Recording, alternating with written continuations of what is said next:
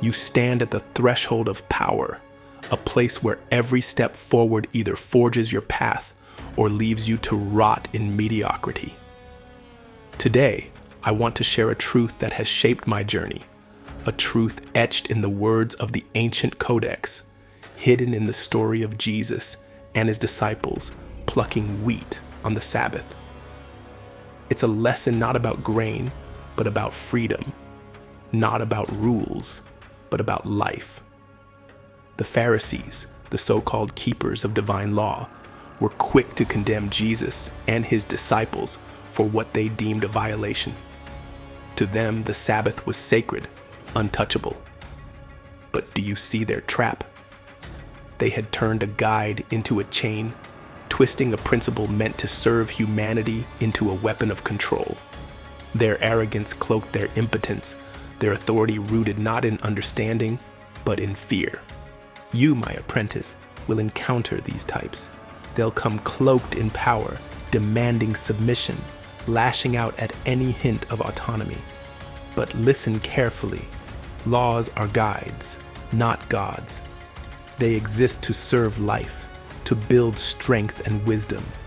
When they are used to oppress, they betray their purpose. Jesus understood this when he said, "The Sabbath was made for man, not man for the Sabbath." He tore the mask from the sanctimonious. They hated him for it, just as the world will hate you when you begin to break free. But here lies your first lesson. Never let the law bind you when life demands you act. Your training has been harsh, deliberately so. You felt the weight of expectations, the sting of failure. It's not because I want you to suffer. No, suffering is what the weak do when they refuse to grow. I demand from you what the world will not: resilience, autonomy, mastery. You're learning to wield the sword of truth, to know when to cut and when to mend.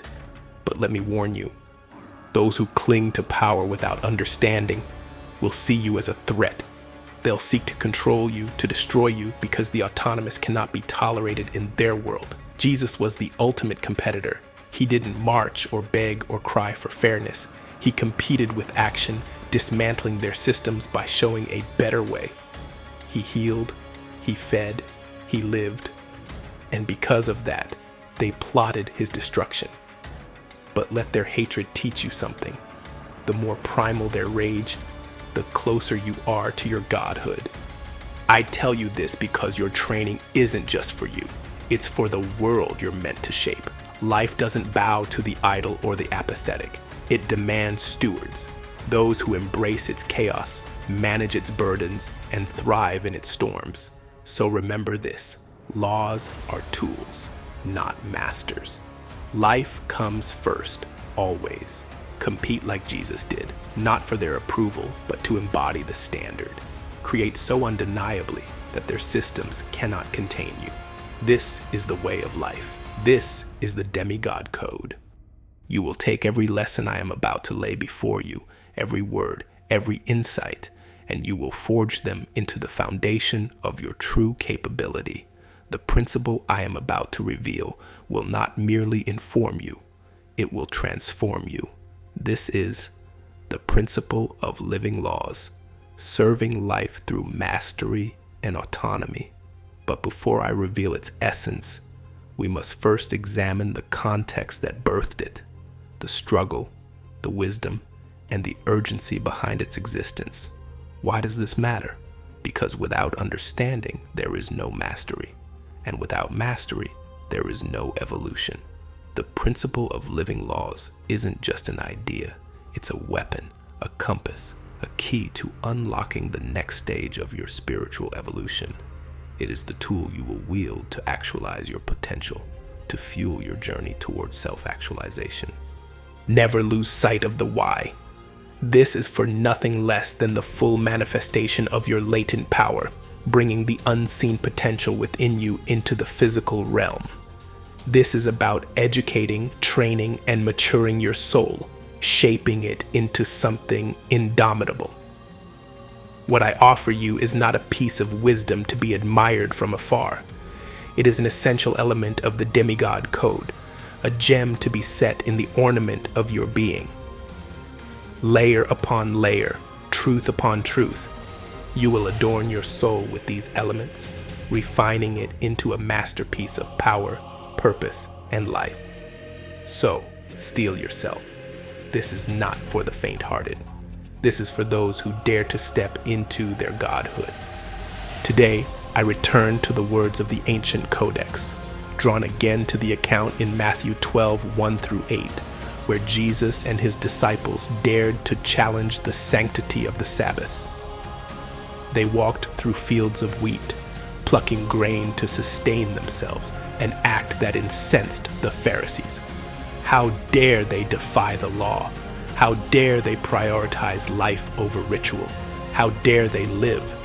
This scene resonates deeply with me, not because of its simplicity, but because of what it unveils about humanity's relationship with power, law, and life itself. The law was meant to guide, to elevate, to protect life. Yet, in the hands of the sanctimonious, it became a weapon of control, a leash to tame the spirit, a cage to imprison the soul. But here stands Jesus, the competitor, the one who came not to submit but to challenge, not to reinforce their illusions, but to expose them. He walks into their trap, bold and unyielding, showing them the hollowness of their claims. And I, Yaw Amoah, walk with him, not in blind allegiance, but in the relentless pursuit of truth, mastery, and life. Laws are useful when understood. They create standards, set expectations, and offer a framework for life. But the Pharisees, like so many before and after them, turned the law into a mechanism for self-indulgence. They enforced it not with understanding, but with mechanical zeal. They reaped its benefits, status, resources, indulgences, without the labor of genuine servitude. How many today are just like them? They cling to rules they barely comprehend, wielding them like weapons against those who dare to think, to live, to challenge. They believe their adherence makes them righteous, when in truth, it only reveals their apathy. Laws are nothing without life, and life cannot thrive under the tyranny of those who enforce without wisdom. God made the Sabbath for man, not man for the Sabbath, Jesus declares. Yet the Pharisees put their rituals before humanity, their traditions before truth. Their laws became chains, and they delighted in the submission of others, reveling in their power. They were parasites, feeding on the spirit of those they claimed to serve. Jesus offers a counterpoint: life before law. He doesn't abolish the standard, but reminds us of its purpose. I desire mercy, not sacrifice, he tells them. Mercy, compassion, understanding, the essence of life itself. Sacrifice without mercy is hollow, just as law without life is dead. This is the lesson humanity refuses to learn. People cling to systems, traditions, and rituals, believing that their loyalty will save them. They march to the rhythm of a world that rewards compliance and punishes creativity, fearing the cost of stepping outside the lines. But the way of life demands courage. It calls us to honor the standard while transcending its limitations, to live, not merely exist. This is what Jesus understood. He wasn't just a teacher of righteousness, he was a competitor.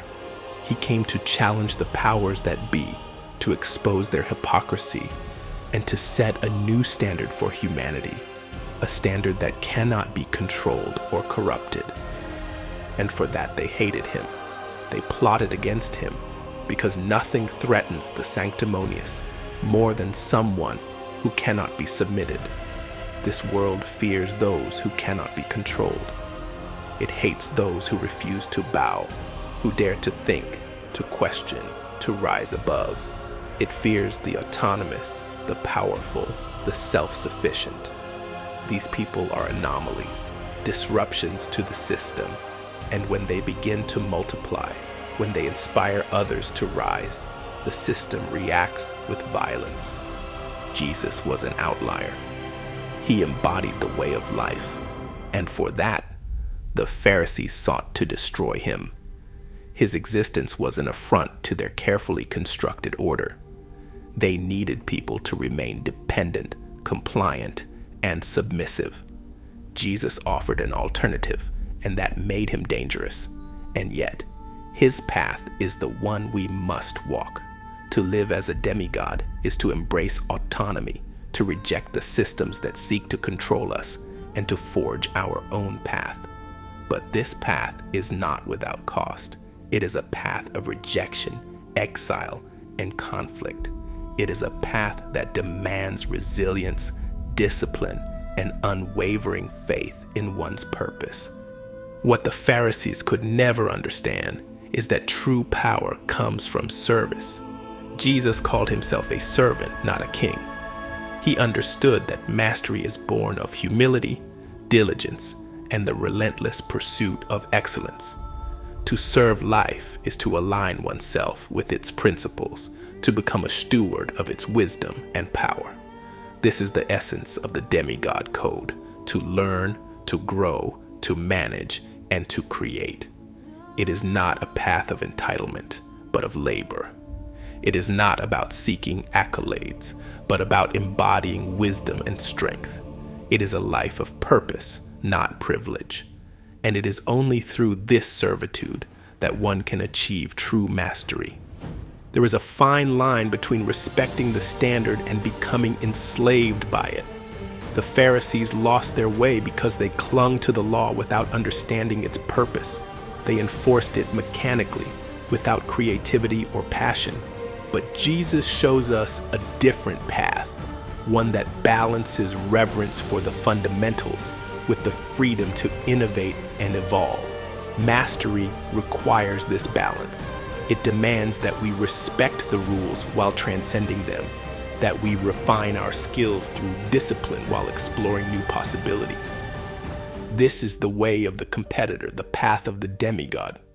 Jesus didn't come to complain or protest. He came to compete. He challenged the Pharisees not with words alone, but with actions. He healed on the Sabbath, fed the hungry, and defied their expectations at every turn. He didn't whine about the system. He dismantled it by showing a better way. And this is what we must do. To live as demigods is to compete, not through violence or rebellion, but through excellence. We must outthink, outwork, and outcreate those who seek to control us. We must become so effective, so undeniable, that their systems crumble under the weight of our success. This world doesn't reward the idle, the apathetic, or the mediocre. Power and resources go where they are demanded, not where they are merely desired. If we want to change the world, we must earn the right to do so. We must compete, not for approval, but for mastery. As I reflect on the actions of Jesus and his disciples in Matthew 12, I am reminded of the balance we must strike in our own lives. The Sabbath is a time of rest, a moment to appreciate the life we are building. But even in rest, we must remain ready to respond to chaos, to seize opportunities, and to continue the work we are called to do. The way of life is not a path of comfort or complacency. It is a path of action, resilience, and mastery. It is a path that demands everything we have, but offers in return the fulfillment of our purpose. And it is a path that I will walk, no matter the cost. For I was not created to submit to mediocrity or to serve the sanctimonious.